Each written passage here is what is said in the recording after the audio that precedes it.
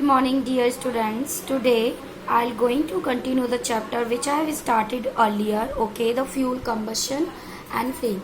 So we have covered till formation of coal. How coal is formed I have already told you. I hope you have understood also. That is why I will not ask any questions, right?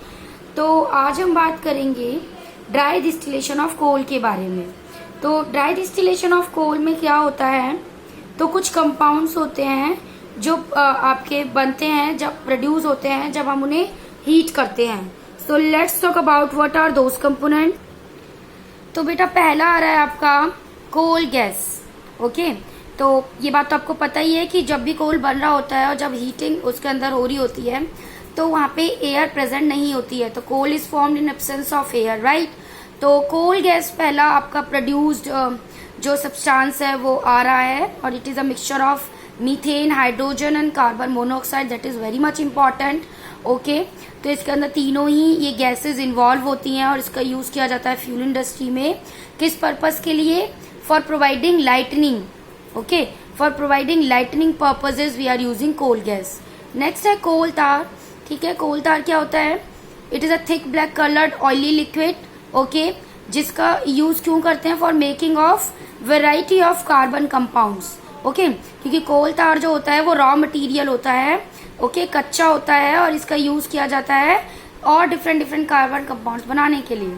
Okay, it is also for use for making drugs, medicine, dyes, explosives, paints, varnishes, plastics. Okay, अब बात आ रही है अमोनियाकल liquid. ठीक है, तो अमोनियाकल liquid क्या होता है? ये एक सॉल्यूशन होता है जिसके अंदर अमोनिया प्रेजेंट होता है. इसका यूज करते हैं वाटर ट्रीटमेंट के लिए या फिर प्यूरिफिकेशन के लिए और भी अदर फैसिलिटीज जो फैक्ट्रीज में यूज होती है उनके लिए इनका यूज होता है.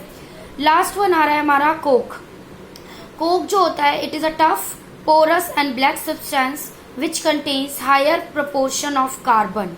ओके, तो कोक के अंदर सबसे ज्यादा अमाउंट ऑफ कार्बन देखने को मिलता है और ये बहुत ज्यादा टफ होता है और ब्लैक सब्सटेंस होता है, पोरस होता है और कोल से भी ज्यादा इसके अंदर कार्बन की क्या होती है?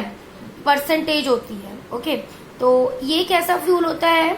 ये भी आपका यूज किया जाता है for reducing agent steel industries में. ओके, एंड अब बात करेंगे हम कैलोरीफिक वैल्यू ऑफ अ कोल.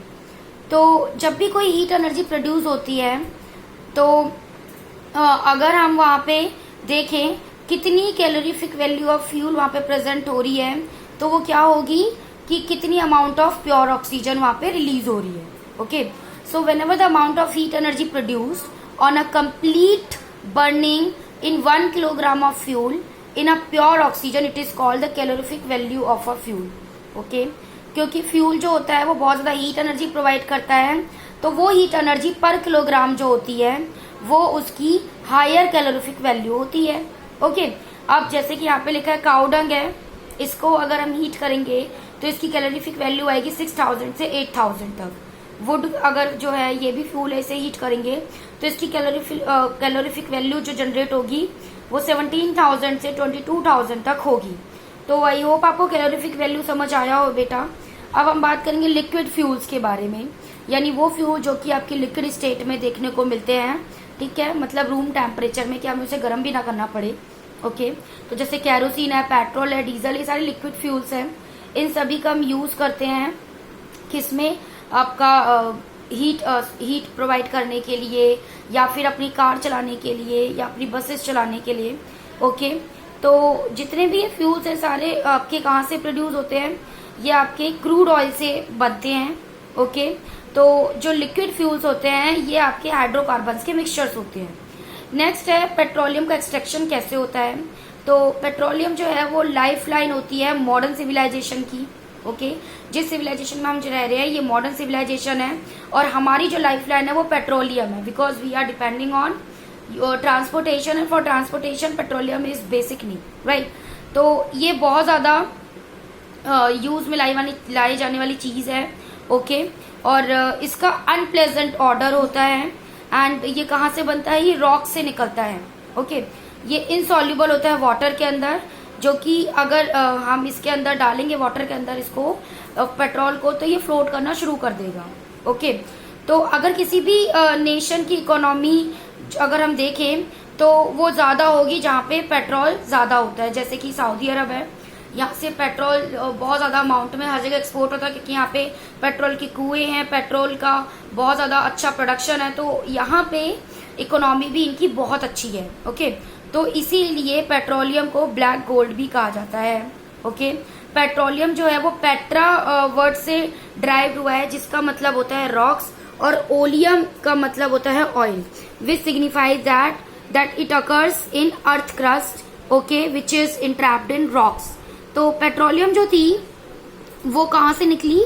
वो मैराइन प्लांट्स और एनिमल्स के थ्रू निकली, जो कि बहुत सालों पहले, काफी मिलियन ऑफ ईयर्स अगो, क्या थे, रॉक सेडिमेंट्स में दफन हो गए थे, क्योंकि सी के जो बॉटम में थे ये चीजें क्या थी, जाके सेटल होने लगी थी, और फिर जब ये रॉकी सॉल्ट इसके ऊपर आके फॉर्म होने लगे, तो अब जब हम इसे निकालते हैं तो ये इन फॉर्म ऑफ पेट्रोल वहां से निकलते हैं।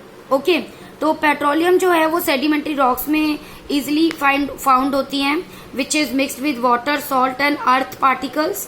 ओके, तो जो है कि सबसे ऊपर जो निकलती है, जब हम इसकी एक्सट्रैक्शन कर रहे होते हैं, तो सबसे पहले यहाँ पे नेचुरल गैस होती है, वो आती है। ओके, फिर उसके बाद यहाँ पे जो है इसके वेल्स जो होते हैं उन्हें ड्रिल किया जाता है अर्थ क्रस्ट तक। फिर नेचुरल गैस जब आती है उसके बाद यहाँ पे बहुत सारे डिफरेंट ऑयल्स आते हैं। क्रूड ऑयल आता है वेल से। ओके, इस क्रूड ऑयल को रिफाइन किया जाता है और फिर पेट्रोलियम को सेपरेट किया जाता है इसके थ्रू, डिस्टिलेशन प्रोसेस के थ्रू। फिर यहीं से आपका मिट्टी का तेल निकलता है। ओके, तो इस तरीके से यहाँ पे डिस्टिलेशन प्रोसेस के थ्रू आपका क्या है, आपका पेट्रोलियम बनता है। ओके, तो डिफरेंट कॉन्स्टिट्यूएंट्स जो बचते हैं वो फ्रैक्शन ऑफ पेट्रोलियम से अलग हो जाते हैं, और फिर उसे फ्रैक्शन ऑफ पेट्रोलियम का नाम दे दिया जाता है।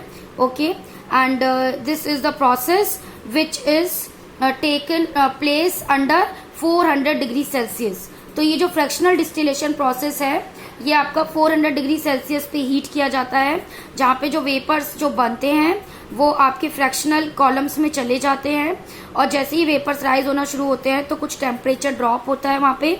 फिर जो वेपर है वो ठंडे हो जाते हैं लिक्विड में, और जहाँ पे हायर जो बॉइलिंग फ्रैक्शंस हैं उनको क्या किया जाता है, उनको 30 डिग्री सेल्सियस से 123 डिग्री सेल्सियस में पेट्रोल को ऑब्टेन किया जाता है।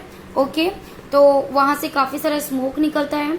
तो आपने देखा कैसे पेट्रोलियम के एक्सट्रैक्शन में आपको नेचुरल गैस मिली, आपको मिट्टी का तेल मिला, ठीक है, आपको स्मोक मिला। Okay, now in our next class we are going to discuss in detail what is natural gas, what is LPG.